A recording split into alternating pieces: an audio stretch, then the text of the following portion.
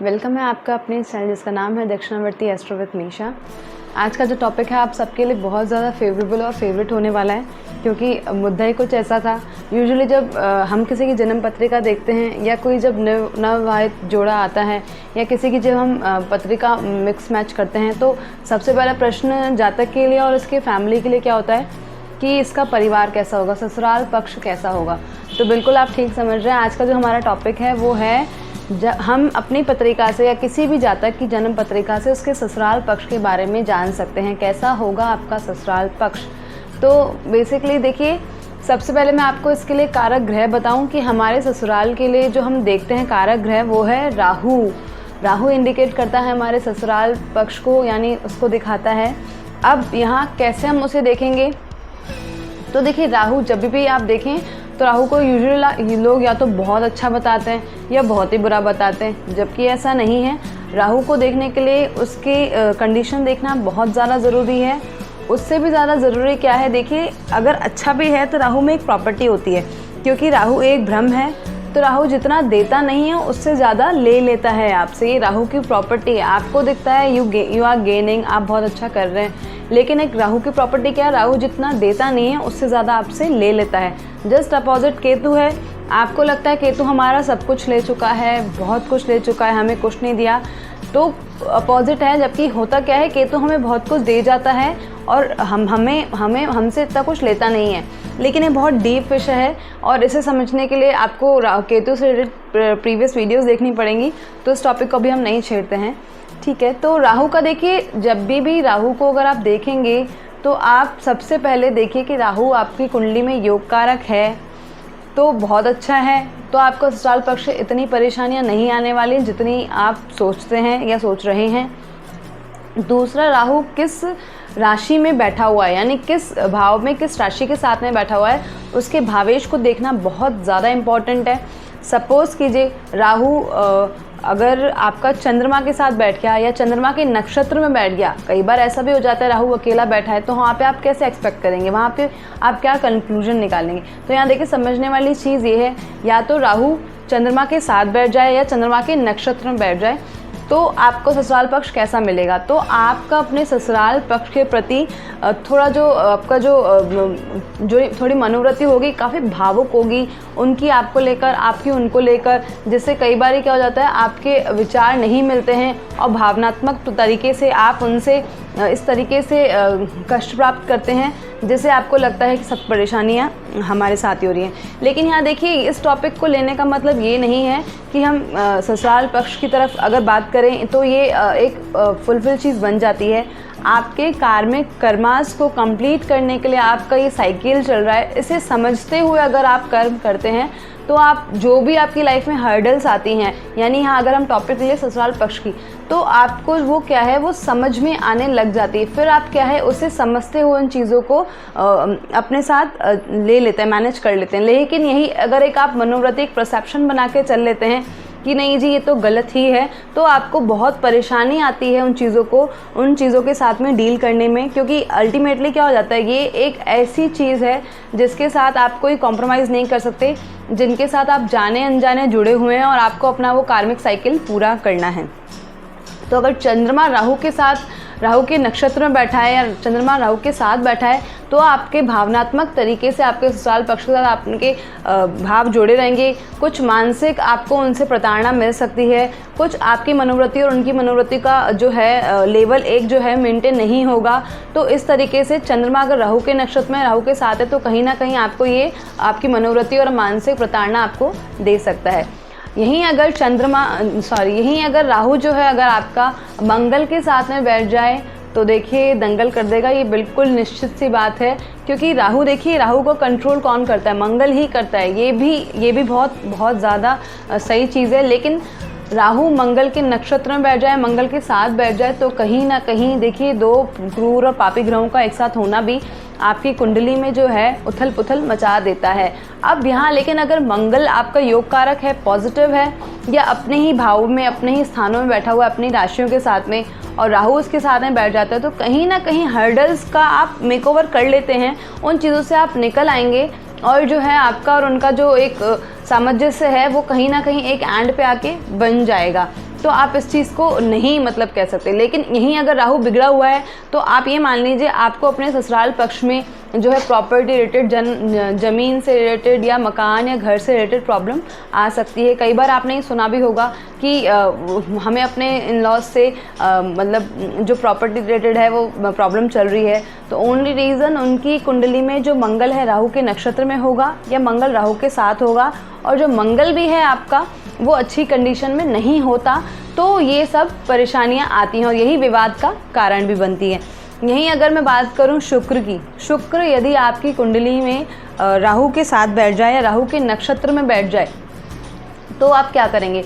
तो ऐसे जो जातक होते हैं उनके ससुराल पक्ष जो होते हैं काफ़ी अच्छे समृद्ध होते हैं, उनको प्रेजेंटेटिव प्लेजर लाइफ जो होती हैं बहुत पसंद आती है, काफ़ी शो ऑफ प्रेजेंटेटिव होते हैं। तो कई बार ये रीज़न भी हो जाता है आपका उनके साथ नहीं बैठने का। अगर आप एक सरल व्यक्तित्व वाले व्यक्ति हैं और एकदम से आपको इतना दिखावटीपन, इतना ज़्यादा बनावटीपन, क्योंकि देखिए ये एक ह्यूमन नेचर है।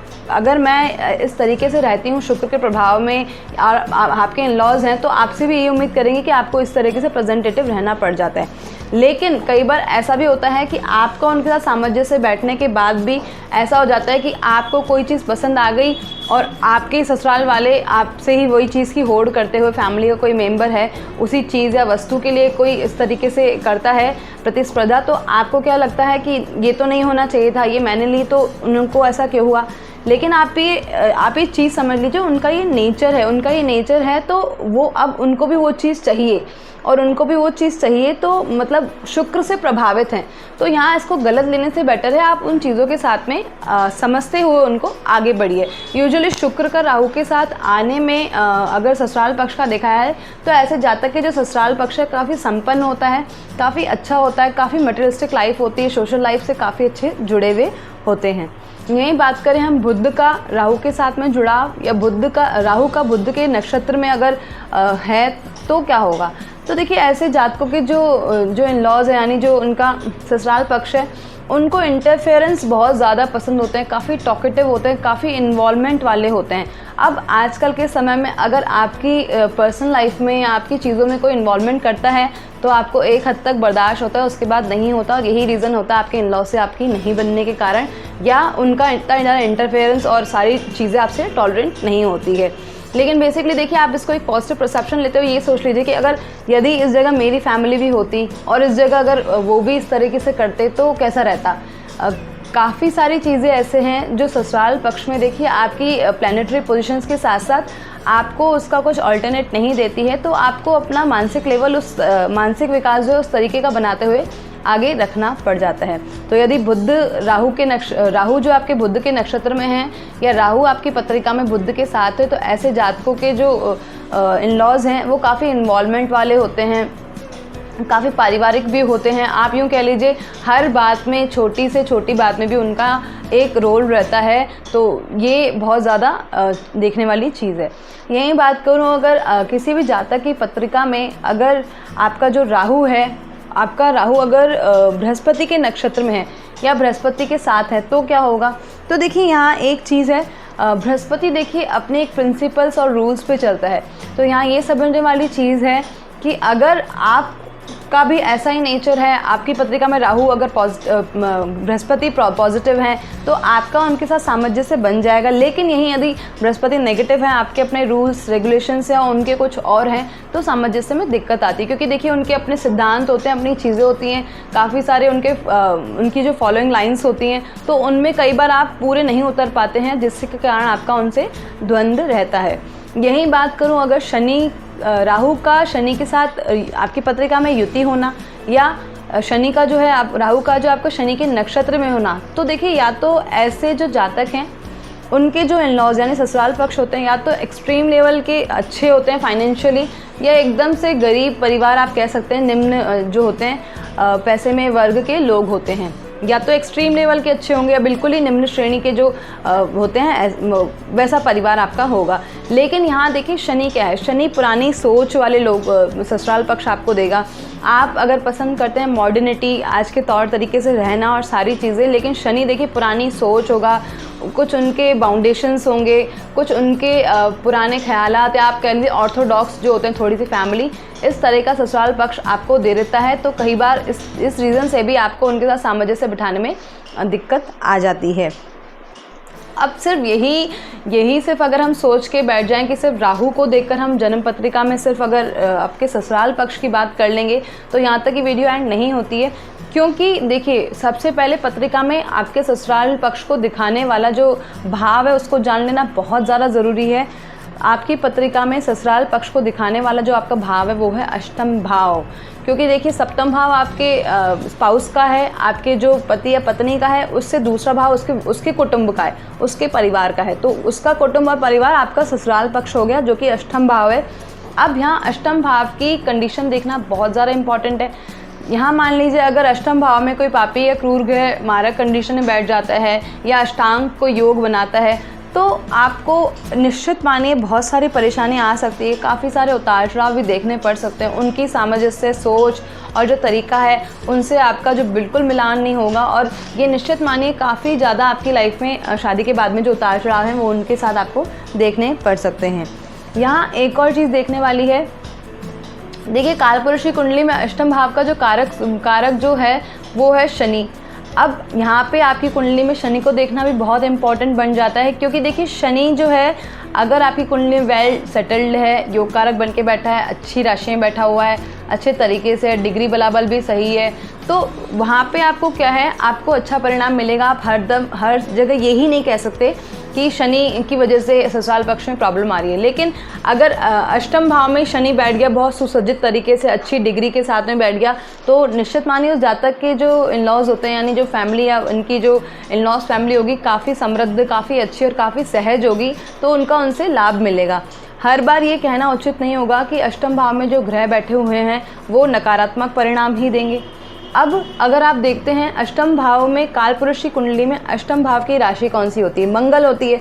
तो यहाँ आप ये देखिए, आपकी कुंडली में शनि के साथ साथ मंगल की कंडीशन भी देखना बहुत ज़्यादा इंपॉर्टेंट है। यदि आपका मंगल पीड़ित है, राहु के साथ बैठा है, या पापी ग्रहों के साथ भ्रष्ट है, या मंगल आपके त्रिक भाव में बैठ गए यानी 6, 8, 12 में बैठ गए, या त्रिशधाय में यानी 3, 6 और 11 भाव में बैठ गए, और मंगल की कंडीशंस भी कुछ सही नहीं है, तो वहाँ आपको प्रॉब्लम आएगी ही आएगी। आप ये कह लीजिए छोटी छोटी बातों पे जो प्रॉब्लम है, कलेश है, फैमिली इश्यूज़ हैं, वो सब क्रिएट हो जाते हैं। हालांकि राहु को जो कंट्रोल करता है वो मंगल ही करता है, लेकिन अगर मंगल स्वयं ही अच्छी परिस्थिति में नहीं है, योग कारक नहीं है और अच्छी उसमें नहीं बलाबल नहीं है ग्रह बल में, तो फिर क्या होगा, तो फिर राहु को और ज़्यादा बल मिल जाता है, और इस तरीके से जो आपका जो है फैमिली, इन लॉज फैमिली से आपके बहुत ज़्यादा इश्यूज रहते हैं। यहाँ एक और चीज़ जानने वाली है, सिर्फ स्पेसिफिक अगर आपको आपकी जन्म पत्रिका में आपकी सासू माँ से यानी सास से यानी आपके स्पाउस की मदर से आपके रिलेशन देखने हैं, तो उसके लिए आप अपनी पत्रिका का 10th हाउस ज़रूर देखिए। 10th हाउस में देखिए किस तरीके के ग्रह बैठे हुए हैं, और जो उसका भावेश है यानी उस 10th हाउस का जो मालिक है उसकी क्या कंडीशन है। तो अगर वो अच्छी सुसज्जित अवस्था में है, उसमें अच्छे शुभ ग्रह बैठे हुए हैं, तो निश्चित मानिए वो कहीं ना कहीं आपको अपनी मदर इन लॉ से जो स्नेह है, वो प्यार है, जो एक सामंजस्य है वो देगा। लेकिन इसी जगह उसमें थोड़े से क्रूर और मेलिफिक प्लैनेट्स बैठ जाते हैं, तो आपकी मदर इन लॉ से थोड़ी सी आप कह लीजिए अनबन रहेगी उनका, और आपका जो ऐसा जो स्नेह का जो एक लेवल है, जो एक वो जो नहीं मेंटेन हो पाएगा।